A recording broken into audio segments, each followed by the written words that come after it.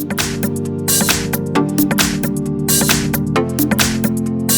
I've got CROSSCALL Action X3 and let me show you how to activate airplane mode on the following device. So at first let's open list of all applications, then find and select the settings.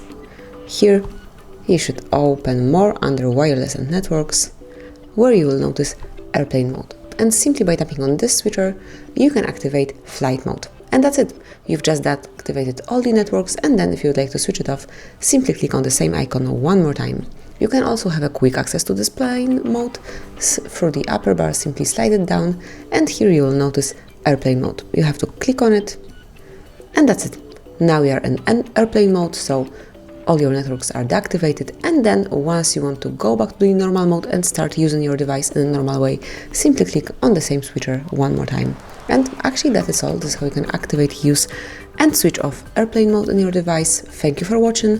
Please subscribe our channel and leave the thumbs up.